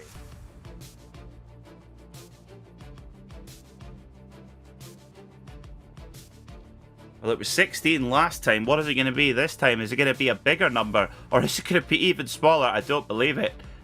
Is it going to be 12? Oh. Well, if it is, it's going to be the... Oh. Hang on, I need to double check this. It's 12. One. It's 12. It's 12. Oh my word. Well, that is crazy. this is the best possible opportunity for Guinness to go for the treble. Indeed it is. 12 cars reverse grid by... it's negligible. If I look at it on my screen and not through the graphics, it's absolutely negligible between the two options. However, it has decided that 12 is the reverse grid option that we'll have for race number 3. Here's the unofficial race results though from race 2. Corentin Guinness takes the race win. We got Jake Blackhall in P2. Steen Ledger P3, Dominic Corton P4 with Jaroslav Sebula P5. Matthew Button, a second AM race win. Fantastic stuff from the Freem UK car. Adam Watson in P7 with Kieran Harrison P8. Konstantin Stolzenberg in P9 with Jamie Rushworth rounding out the top 10. Morgan Butler P11 with Jürgen Frank P12. Then you've got the rest of the YAM runners. We've got Mark Johnston in 13th overall, second in class. Rob Turner, third in class with 14th overall. Dan Blackwell, 15th. Scott Malcolm, 16th. Sean Gardner, P17. Paul Smith, P18. Luke Rabia, P19. And Carl Johnson will round out the top 20 overall. Neil Stevenson in P21 with John Roberts, P22. Neil Ferrier will round out the 23rd spot with Lee Berridge, 24th. Rob Sutherland in 25th with Benjamin Gregory in 26th. A little bit of recovery from his really bad incident that we saw in race number 1. Michael Blake in P27 with Nick Clibbins P28. Sam Smith in 29th with Anders Ankerson in P30. Then the rest of your runners starting to get down to the cars that are a lap or more down. Slacker was the last car on the lead lap in P31 with James Holman P32, Jason Landry P33, Torres P34. Then you got Savidovic. That's a big hit for him in terms of his points hopes. At 35. 36 is Damon Owen Harris. Then you got Daniel Martin, Rafael Drage. You got Harry Fox and Pete Newman rounding out the top 40. And then the cars at the very bottom. Stephen Daly. Hasn't been a great day for Stephen, has it? In the AM Class Championship lead. With Ollie Mahler in P42 here today. So that is race number 2 done and dusted. We've got one more to go here, Peter. Oh, that one it was thoroughly enjoyable. That was super racing there, and yeah, Corentin Guinness just played that one absolutely perfectly and put himself in the right position at the right time. And not easy to get a move done on the last lap there at Watkins Glen, but he did it really impressive. And also, I mean, Matt Bunn, again, another really strong finish, winning the AM class, 2 from 2 in the AM class for him. I think he was 6 overall, I think, if I'm not mistaken. Yeah, 6 overall. Amazing stuff from Matt Bunn. Can he do an AM treble? Why not, with the reverse grid the way it is? Yeah, I mean, that's on the table now. We haven't seen it so far this season. But I have to argue, everything is working out in the favor of Guinness at the moment. The small reverse grids has really worked in his favor. He's been able to effectively get through these trains in the first couple of laps, getting towards the front, maintaining in that leading pack. So as long as he can repeat, that in the third race and not have any problems off the start, I'm not a betting person. I'm not saying you should bet on it, but Guinness has a very good chance at winning this race 3 because he's seemed very dominant despite the 1 lap pace not being the most massive factor. Yeah, it seems so. It seems like one of the best opportunities he'll have potentially all season to do that. It's such a deep, competitive field, but it's just come away so well. The only playing devil's advocate part of it could be is that it is unpredictable in that group racing environment. You can just get shuffled out. If he'd just been shuffled back 1 lap later, he might not have been in the position to go for the win. So there is that, but I mean, it all seems to be, the cards seem to be just dropping in his favour. I wonder if he's a betting man. If he should go and put a lottery ticket on, because it's all just coming together for him tonight. Yeah, it is. And, well, we've got a reverse grid of 12. So that does mean that Jürgen Frank will be on pole position for race number 3. So it's sort of, I get the feeling we'll see the same guys at the front here as we saw in this previous race, because they're not starting all that further back from where they finished. It's just the case that we've shuffled things around a little bit. Who is going to benefit a whole bunch out of this, though? Kieran Harrison. He finished in 8th place here in race number 2, which will mean he starts on the 3rd row for this next event. So for Harrison, it's not been an amazing event. I mean, he had the P2 in the first race, but for 8th place here, he would usually be expecting to finish top 5, and well, he has a good opportunity to do so in this 3rd race. He does, yes, and that's the one thing about Kieran Harrison. He's always thereabouts. He's so consistent, so steady, and you can be sure he'll be right there. And what it does mean is that for Corentin Guinness, he's going to have allies around him again. Jürgen Frank, his teammate, starting from pole. Kieran Harrison starting from the 2nd or 3rd row. Perfect for him. So Pure Sims, they've got their work cut out here. But Ledger and Blackcall have both driven superbly all night. Just maybe the cars just haven't quite fallen in their favour. Could have gone either way. And, well, let's see if they can settle the score, because they won't want to see 3 Sim RC wins at the end of tonight. That will not go down well in the Pure Sims camp. It won't. It really won't. And it will be a relatively decent swing in the championship if that were to happen. But especially with regards to the team's championship, for example. So that's another thing that's factoring. We don't really pay that much attention to the team's championship, especially at this stage of the season. But it's certainly potentially on the drivers' minds as well in these sorts of pack racing. We're trying to help each other. But our new server is indeed up. We're getting ourselves all connected and all sorted out with regards to that here in just a couple of moments' time. But at least for you, Peter, as you remind everyone to drink water. If you're at home, if you've got some water, drink water. Yeah, make sure you keep hydrated. It really helps your performance. It does, especially with this sweating with all this excitement here in the World Touring Car Series as well. So yes, getting hydrated. I'm also going on my stag do this weekend, so I'm trying to get ahead of it, Conry. We're going to Spain, so I mean that's not the ideal climate for us pasty Scots in the best of times. So yeah, I'm preparing. This has been a week of lots of sleep, lots of water, and getting ready for the onslaught. I mean, given the last couple of weeks of weather we've had, you can just go a little bit further south and you'll be able to get Spanish weather anyway, so I'm not sure why you're going all that way. But yes, remember to stay hydrated no matter what. But, focusing a little bit more on the racing here, of course, we've had 2 races now here at Watkins Glen it's been a very much a pack racing endeavor here for these guys, and it's been very, very fantastic to watch. What I hope, though, Peter, is that, you know, due to the fact I do have privileges to throw a yellow flag here, that I shouldn't have to do that. This and Mount Panorama are the riskiest races for that to happen. Potentially Belle Isle as well. I thought you were going to say, shall I just throw one for a laugh? I thought that's where you were going with that, Connery. I thought, well, oh yeah, no, I'm, we've been close, haven't we? The first couple, really close. I think it must be said. So, well, I mean, it wouldn't take much. I mean, these S's, and you know, we see it more often in the sim than we do in the real world. But here at Watkins Glen, it can happen in the real world as well. I remember the Watkins Glen 6 hour 3 or 4 years ago, one of the factory Corvettes crashing, and it just blocked the whole thing. So it can happen. It's fast, it's narrow, and well, with a field of nearly 40 cars, it is possible.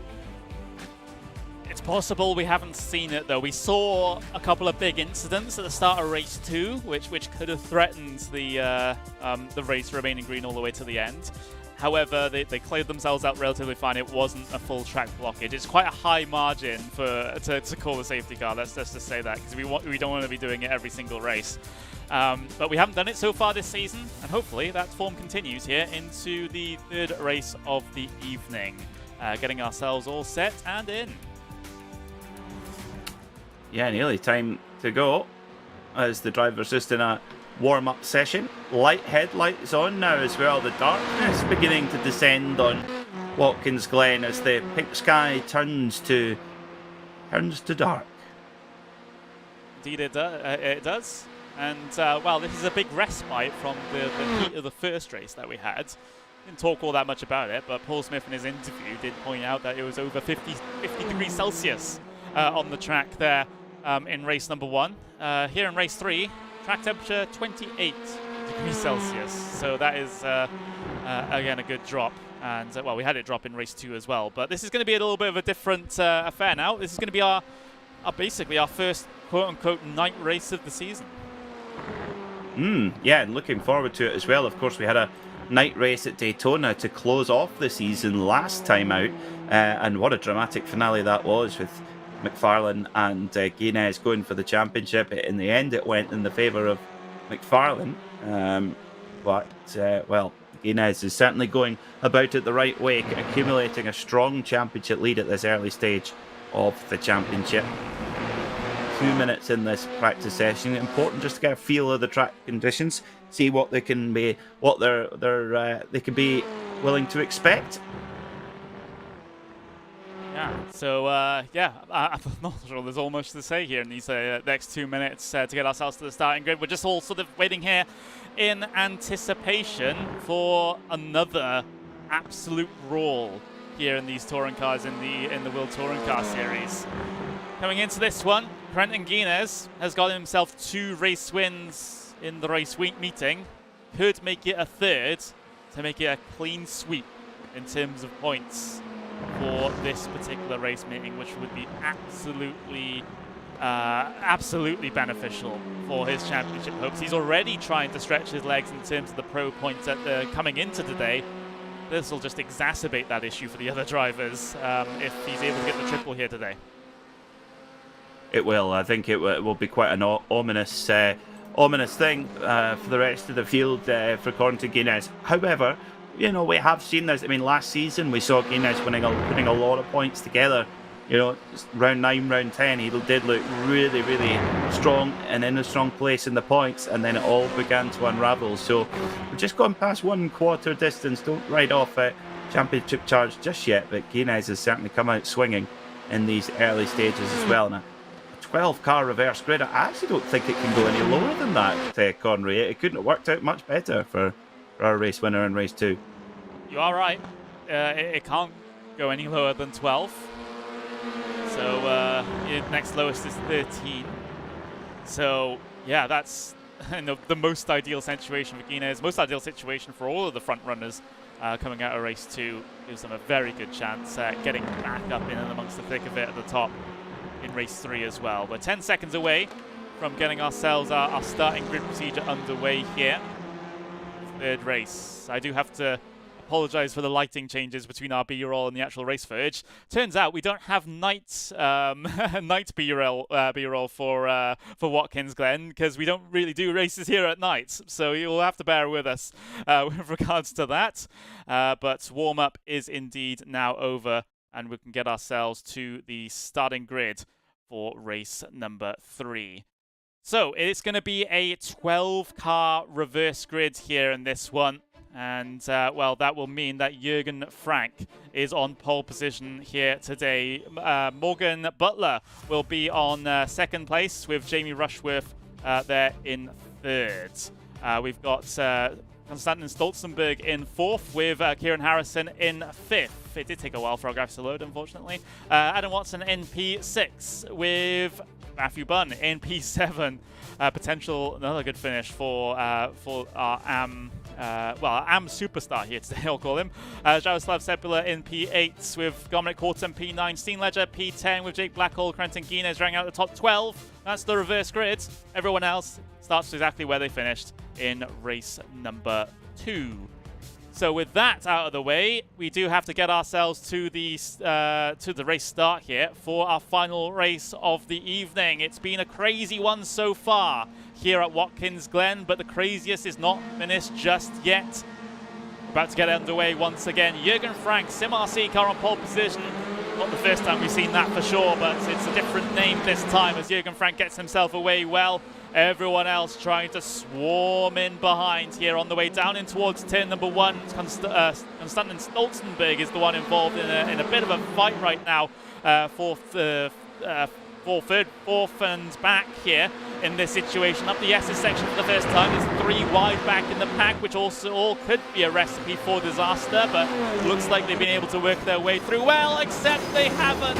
That is a huge wreck at the very top of the hill. And my word, that's a big mess. That's going to be a safety car, if I can call it. I think I'd be justified in doing it. There it is. Oh, yellow flag then. Paul Smith involved in the 33. Hyundai Veloster, Jake Blackhall involved in the 97. And Ledger in the 85 manages to get through. And many cars absolutely blown to bits there. Huge incident. Oh my word. Nowhere to go. You've got no... that is a complete blockage. Gregory off there as well. Oh my word. Skittles. Well, there is signs around the circuit that says go bowling. That wasn't quite what we had in mind. Yeah. That one was crazy. I'm going to try and get ourselves a bit of a view of someone who came up with that, just to see how much chaos was going on. There's the first incident. So they actually had an incident before they had one at the top of the hill. And now Harry Fox, we're running on board with him. Look at this ahead. Oh. Slams on the anchors. It? Yeah, slams on the anchors. He's just avoided in time. it. Oh, look at him. He's... Go on. Yeah, he's avoided it. That's amazing. What's more miraculous about that is not he's avoided it, but no one ran into the back of him. Incredible. That is probably the most incredible thing actually as well. Oh, 2 wheels on the grass, naughty. No, I'm kidding. I'm kidding. There we go. For the first time this season, we're under the safety car. And it's the Porsche 911 pace car. Would this be a good time to say that the Porsche 908 won the 1969 Watkins Glen 6 hours? Joe Siffert and Brian Redman. There we go. I'm hoping not to cause multiple cautions here to give the pace car the most lead laps, okay? Okay. I've got another Porsche fact if we do, though. Okay. Well, we're keeping Porsche facts in reserve now, are we? We are, yeah. We do, although, what's the cliche for those are playing commentator bingo, especially RaceSpotTV commentator bingo, yellows do breed yellows, don't they, Connery? They do, but I'm in control of the yellows. I only have a certain tolerance. If we have that situation again, I'll be less likely to call it, because I want to get some green flag laps in. Tell you what, you could. Well, I was going to say something there that would have got me in a lot of trouble. Yeah, but yes, there's. Who would want a job in race control anyway? That's for sure. Well, Jürgen Frank did everything he needed to. Yeah, well, yes, definitely. Well, yeah. Well, am I race control or am I clerk of the course in this situation? Because I don't have any sway over over penalty decisions or anything, so I just control the safety car on the track. So I guess it's the clerk of the course, right? Yeah. If you want, Connery. If you want. Yeah, I'm trying to give myself an important job, okay? Oh, yeah, absolutely. Well, why don't we hear from one of our drivers, Paul Smith, who is involved in that, can maybe give us a bit of a first-hand look at what was the story there. Oh, is Paul Smith... oh, yeah, he is ready. Paul, are you ready to speak to us? There we go. Unfortunately, you got caught up in that, as did many other drivers. Just give me your perspective of it. Well, we've got half the grid as being on pit road at some point, so yeah. I was just coming up the hill, minding my own business. I see some cars going off to the right, and I called it out to my teammate Michael Blake, because that's what we do. Whoever sees an incident first, we call it. I'm all the way over to the left, and then the cars just came spearing across to the left, and I had nowhere to go. Yeah, it's just one of those things, but yeah, that's motorsport. Yeah. And of course, a couple of guys actually getting themselves back out there. Yeah, me included. Yeah. Thankfully, we have a fast repair in this championship. So yeah, even though I may be like a lap down, it means that I can still score points. So that's the reason why I'm coming out there, is just to try and get whatever points I can. Yep, that seems like a very sensible decision, at least. So I'll leave you to it. We've got the pace car lights out, and we're coming into the final sector now, so we're about to get going. So best of luck, Paul. All the best, guys. Bye-bye. So that was Paul Smith joining us from the car. Got caught up in that, has cycled himself, or is attempting to cycle himself towards the very back of this train. About to get ourselves a rolling start here. First safety car restart that we've had this season, so potentially, well, a bit of a foreign concept to these guys, at least in this league. Pace car pulls down and in. Barney waiting there with the green flag. We're going already, though. Jürgen Frank crossed the line to restart this race here at Watkins Glen, race 3 of this race meeting. Well, let's see if we get through clean here as Jürgen Frank leads us away. Now under the cover of darkness here at Watkins Glen. And Adam Watson having a super meeting. He's there in third, putting Rushworth under a lot of pressure. A lot of pressure here. Here he is. Rushworth is going to have to try and pull off the defensive moves here, and, well, a lot of weaving going on at the very front of the field as they head their way down into the braking zone for the carousel.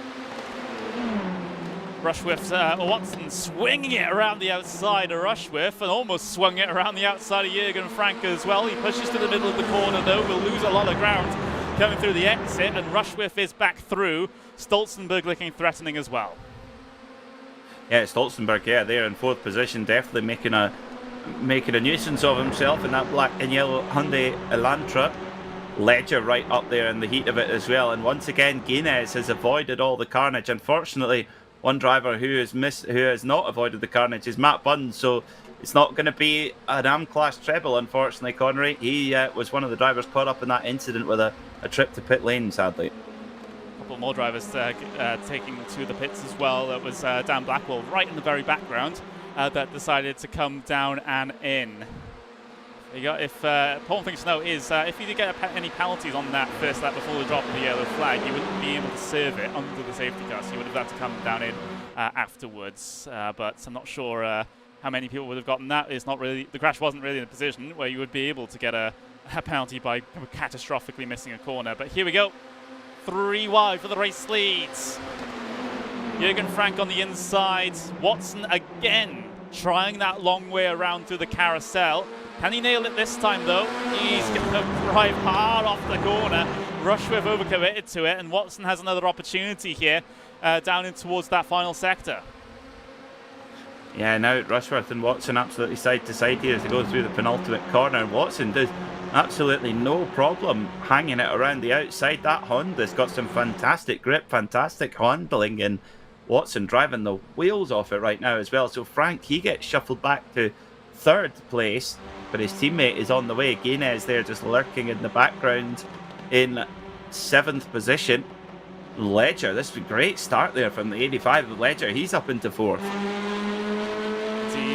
As we'll get the on-board with him as he heads his way up the S's here.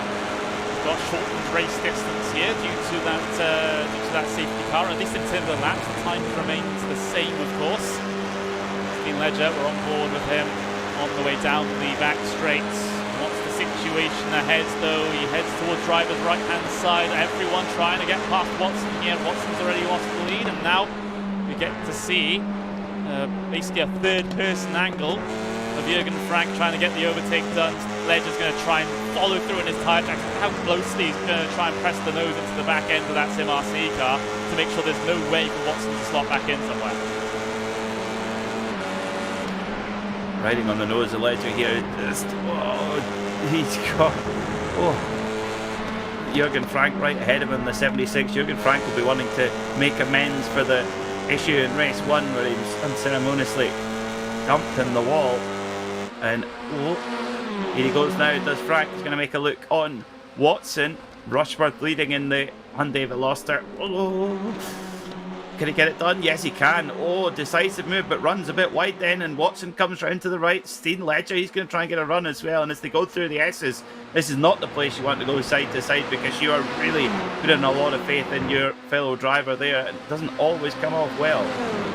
It doesn't. All of this is just allowing Rushworth to stretch his legs a little bit. Big, massive battle for P2 here.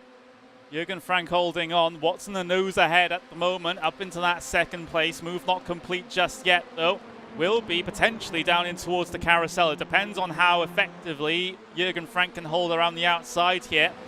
Can pretty well, but Steen Ledger is now the driver looking to try and make progress. Big run from Frank coming off the corner, but the run is blocked by Watson directly ahead as we'll go 2 by 2 once again into these final couple of corners. Ledger on the outside this time around, and using all the track limits possible to try and make sure he can get himself at the right speed through the corner and get the advantage and get ahead of Jürgen Frank. Gaines has made another couple of spots. He's up into 5th now, getting closer and closer, and he's looking to... but he's got an attack here from Stolzenberg. That wasn't in the plan, wasn't it? No. Stolzenberg makes a look but can't quite get the move done just. And that just backs the pace of the group up just that little bit. It's Rushworth who continues to lead the group in the AM class. Well, it's the number 48 machine, Rob Turner, that leads. Stefan Schlacker up into 2nd. So for that AM class title, that's very important points for Schlacker if he can hold on to this. His rivals, Daly et al., they're nowhere to be seen. Absolutely nowhere to be seen so far down the order.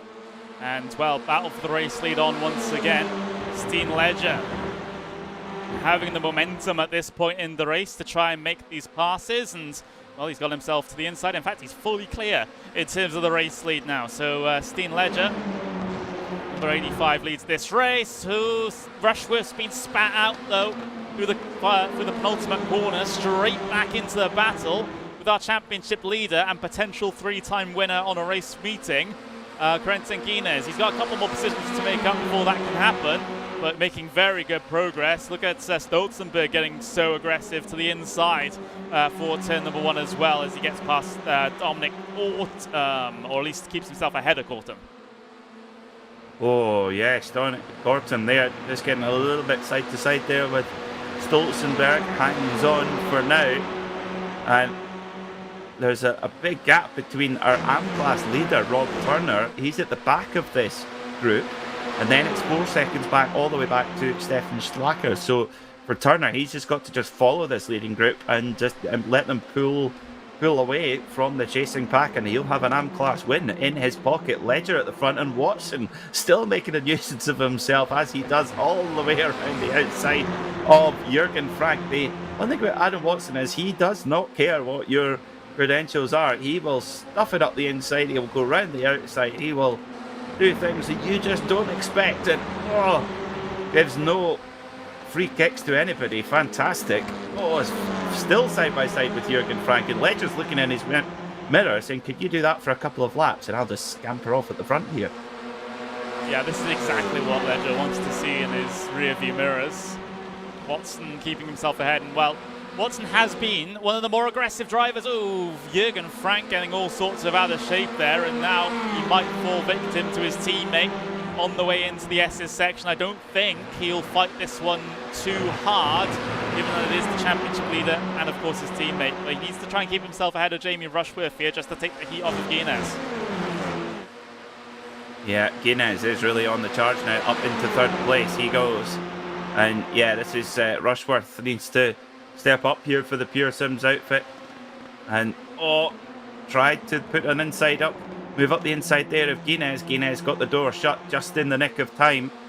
Now Watson, he's going off in hot pursuit of Ledger at the front of the field. I'm trying to get a replay of what happened with Jürgen Frank. We'll take it on board. And we'll take it inside. Just broke traction slightly, and that was just enough to lose all the momentum off the corner and start to get swamped.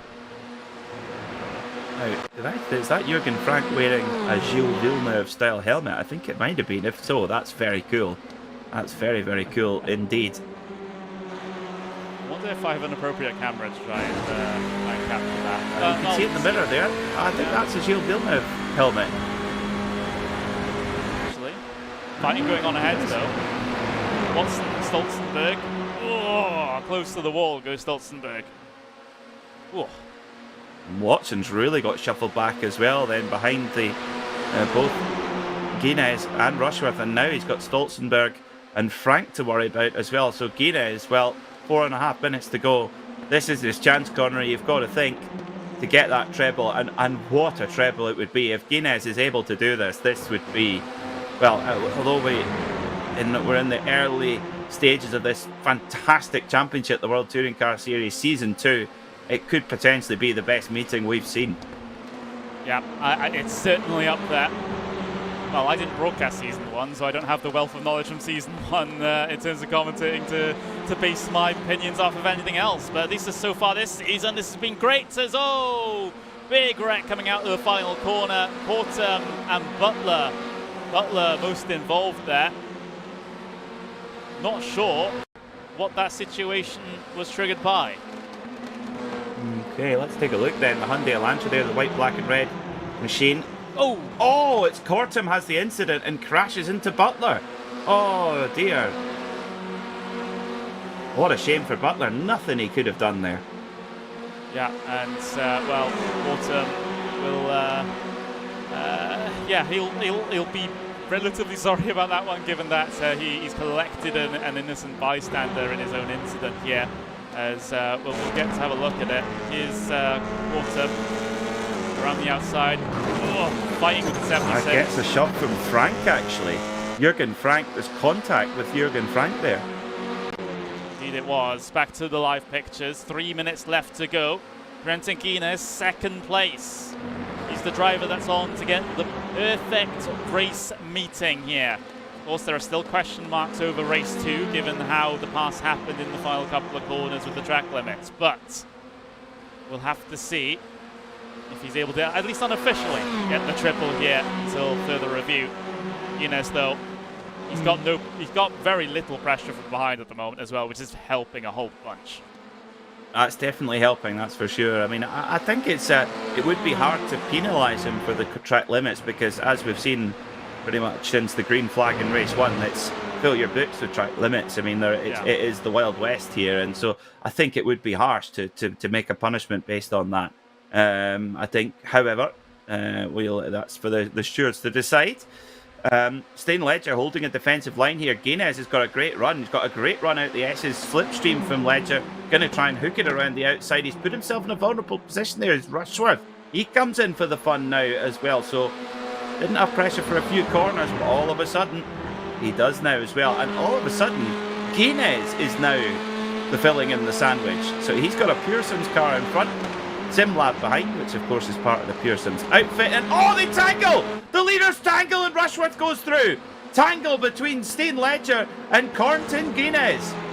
And Guinness falling back behind Stolzenberg now as well, so that's another crucial position that he can't lose, at least if he wants to have a chance at doing the triple here. As we'll take another look back very, very quickly indeed to see if we can get a view of what happened on the way down in towards that penultimate corner. There's the side-by-side through the corner. 2 into 1 doesn't go through the middle. Both of them get shoved out wide, and Jamie Rushworth is saying, well, thank you very much. You didn't need to do that, guys, but thank you. Yeah, thank you very much. Merry Christmas. It did seem that Ledger went a bit wide on entry there, and that potentially caught Guinness out. It did seem that Ledger was a long way from the apex on the entry, so yeah, well, we'll see what they think of that. Both cars carry on, though, which is the main thing, and Guinness is going to try around the outside again of Rushworth, and you know what? He's got his Hyundai Veloster all the way around to the quarter panel there of Rushworth. Rushworth gives him the room very fairly. Watson's in there as well, still in the Honda. He never gives up. We're going to be very close on time here as well, because safety car... We're going to get another one. It sort of changed things up with regards to exactly which lap we end on. So we're going to get one more as Ledger heads his way out of the final corner. And Ledger would be hoping that the race ends now, but it doesn't. We continue on another lap. 15 seconds is the mark heading the way across the line. Guinness has another chance at getting the triple. Oh, he does. And, well, we saw in race 2, but it was Blackhall who led into the final lap, and Guinness pipped him. Well, now it's another Pearson's car, Steen Ledger, who leads with Guinness right behind him. It is a carbon copy of race 2, so Guinness knows how to get the job done. But Steen Ledger, you could argue then, knows where to position his car to try and stop that attack. Once again, Guinness with the bump draft, trying to put some distance between himself and Rushworth, but Rushworth getting a bit of a double bubble draft as well as Ledger throws the block. Oh, bit of a wiggle there on the brakes for Guinness. This is going to go down to the wire, Connery. For the second race in a row, it might be a side-by-side moment through the final couple of corners, and I think it is going to happen again. Ledger, this time, as the inside line for the penultimate corner. He needs to be absolutely dominant here, otherwise he's vulnerable down the inside, coming towards the final corner as Guinness out wide. Guinness towards the inside again. Is it almost going to be a repeat of what happened in race number 2? Guinness with the inside coming through the final corner. Drag race to the line between these drivers. Ledger's coming back at him. 3 wide across the line. Who's going to get him? I don't know. It's Steen Ledger. Ledger or Guinness. I don't know. Our graphics are all over the place. Corentin Guinness. It settles down. 6 thousandths. Wow. Oh, I have a thesaurus in front of me, and I think I'll still run out of superlatives. Goodness me. What a performance from Corentin Guinness. We thought he was down and out when he tangled with Steen Ledger, but no way. And that was a carbon copy manoeuvre. Carbon copy there from Corentin Guinness. And what a finish. This was Barney, ever the professional, keeps looking at the checkered flag. He's not even tempted to look to the right. This is crazy stuff there. These guys heading their way up to the line in the last moments. Oh, that's where the Lightning McQueen optional stick-out tongue is definitely an option box worth ticking. Indeed. Let's just wind it back and see if we can get the exact point, pretty much. It's going to take a bit to do here. iRacing top 10, here we come, Connery. Yeah, indeed. Guinness. Oh. And that's eyelash. 6 thousandths officially. I know it said 8 thousandths or something on our graphics, but it's 6 thousandths officially on the iRacing timing. That Corentin Guinness has taken a crazy race win. It was more difficult to get that done than his effort in race 2. But Guinness, triple race winner here for the first time this season in the World Touring Car Series. That is an achievement upon itself. Let's have a look at your official race results then from the third race. Look at that. 0.006 of a second separates Corentin Guinness and Steen Ledger. Steen Ledger will be kicking himself. I mean, I think we all would be in that situation if we lost a race by 0.006 of a second. Jamie Rushworth P3 with Stolzenberg P4, Jürgen Frank P5 with Watson P6, Ferrier P7 with Rob Turner. By the way, with all that stuff happening at the front, Rob Turner wins in AM class in P8. Dominic Corton P9 with Damon Owen Harris P10. Stefan Schlacker rounds out the, well, he's 11th with Lee Berridge P12.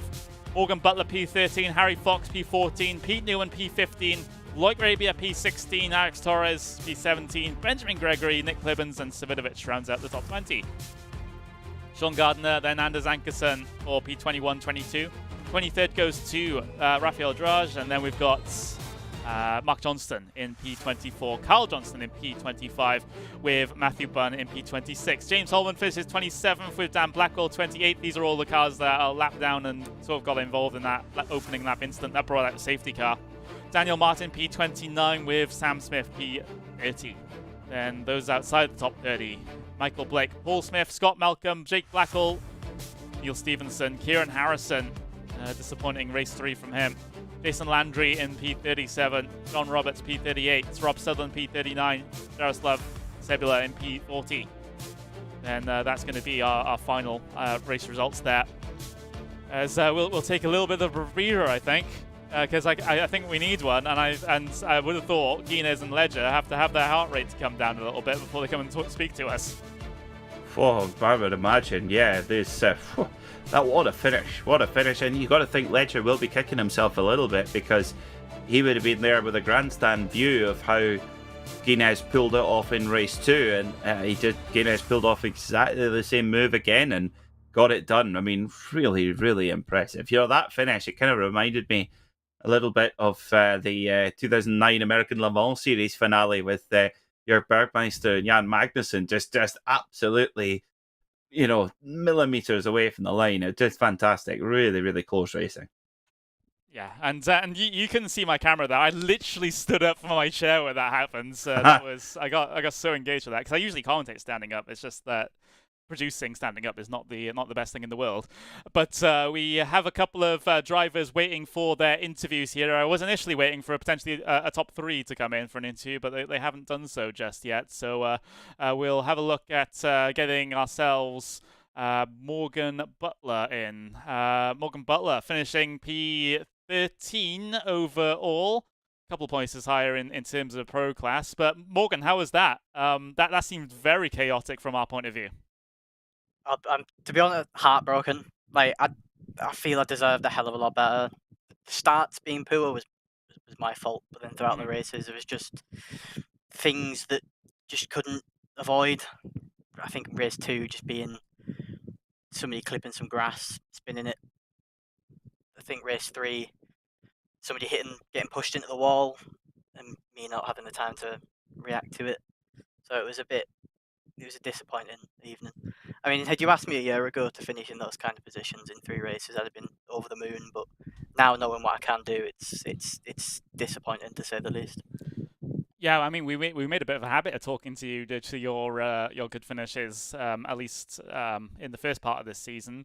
And well, this is I would argue this is just a little bit of a blip here. Not a massive concern for you, I wouldn't have thought. But like you said, it doesn't negate the disappointment that you have. How did that safety car change things for you? To be honest, didn't really change anything. Where we were running was half decent anyways, and then even after the safety car was still running half decent. Obviously, it gave the perfect chance for Steen to kind of create a bit of a gap to I think it was Dominic possibly behind, which allowed me to just kind of be like, you know what, you're the quicker car. Here's your space. Get yourself through and get yourself buggered off up the road a bit. Well, in terms of the next event here at after the race here at Watkins Glen in a week's time, we have round number 5 at Phillip Highlands. What do you think of that? Because that's, if you ask me, if we get hot temperatures, that might be an issue in terms of the tyres with how many high-speed sweepers there are. I think like Phillip Island traditionally, I love that track. I think any of the Australian tracks really on the sim, I'm a big fan of. But with how chaotic the drafting was tonight, like it didn't allow.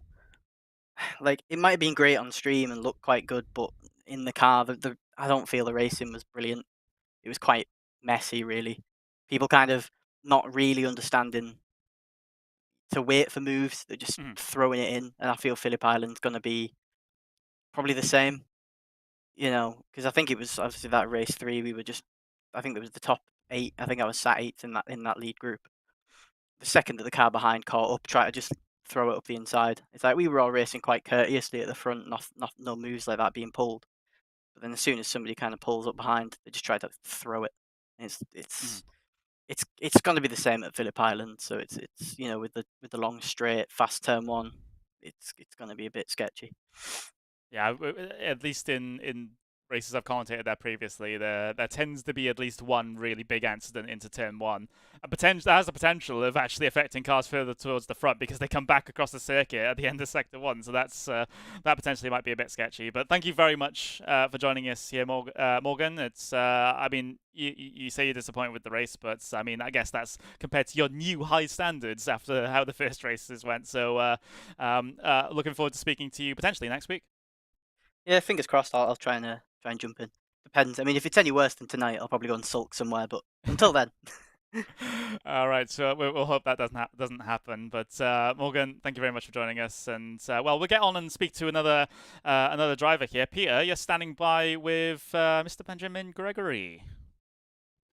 Oh, Ben, what a night! I know Watkins Glen is actually famous for bowling, but unfortunately, you took it to a pretty literal level tonight. Tell us about your night. Yeah, I should get points for doing the grind along that rail. Race 1, yeah, full Tony Hawks on that one. Yeah, race 1 was not fun. I can safely say that, especially with having the second incident with a car ricocheting back across the track and putting me out full stop. But race 2 and 3, moving back through the pack was good. Actually had some really good races with people once it all settled down. So yeah, I kind of enjoyed it, at least at the end. It had a good ending. It did. I mean, tell us what it's like. I mean, driving in that pack environment. This circuit's quite a unique character. It's as close as a super speedway as we'll ever get. I mean, what was it like there running in the heat of the pack? I think the experience of running Talladega has definitely helped. It definitely felt like it did really feel like a super speedway. It was crazy how close everyone was. But when it was actually good racing, it felt really nice, tight. No, not too bad. A little bit of door banging, but you expect it from touring cars. But yeah, I think apart from the big incidents, I think it was really good work. That's what we like to hear. I mean, heading next time, Phillip Island. I mean, I'm a bike racing fan. It's one of the best circuits in the world for bikes. Touring cars, what can we expect there? It's sort of similar here with the fast sweepers. However, I think because there is a few corners which are actually quite slow, we could actually it should hopefully tone it down. There's also more runoff as well, which is nice. So a little bit more less of that pinch point, especially at the top of the S's tonight. But it'd be good. I'm sure it will. Well, Ben, thank you so much for coming to join us here on RaceSpotTV, and we'll see you next time out at Phillip Island. See you guys later. There we go. That was Benjamin Gregory there with Peter Mackay, and well, Benjamin he's had a bit of a turbulent event. It's probably fair to say, but P18 overall out of race 3, especially having to try and recover of what happened in the previous events. Not too terrible, but again, Benjamin Gregory would have hoped for a little bit more. But as we do wind things down here, we do have to bring things to a close potentially, but not without talking about next week at Phillip Island. Some drivers saying more of the same, but again, it's slightly different to Watkins Glen in the sense that you do actually have slow speed corners, like properly slow speed corners. So I would say it's going to be potentially a little bit more not more chaotic, but I guess just as chaotic as the race that we saw here at Watkins Glen, like the drivers have suggested. It's a wonderful driving challenge, Phillip Island. I mean, on a motorcycle, there's just nothing that beats it. Really, it's just so special, and it produces great racing on two wheels. And touring cars, it will. I'm sure it will be no different. I mean, you look at turn one doing curve. So much runoff if you get it wrong, but the problem is there's so much runoff it takes forever to get back onto the circuit again. So you might not find your race being ended by hitting the barrier, but you will drop down the order if you make a mistake. And the track is relatively narrow as well, so you can just put a wheel on the grass and before you know it, you're away. But watch out for looky heights going over that really where the car goes light over that very fast left-hander, and then all of a sudden, bang, you've got to be on the brakes. So that very tight right-hand hairpin. It's one not to miss. Do not miss next Thursday. Yeah, you don't want to miss it. I've seen cars go off at turn 1, rejoin between turns 2 and 3, and wipe out cars. So I've seen that happen before. I'm hoping, touching wood, I'm not jinxing the entire broadcast next week, but we will have to end things here at Watkins Glen. It's been a fantastic event, a crazy finish, not only in that last race, but of course in the second race as well. But the third race was definitely the closer of the two of them. So that's going to be all from us here at RaceSpotTV. My name's been Connery Maddock. I've been, commentating with Pierre Mackay as ever. And we'll see you next week for more touring car action, this time down under.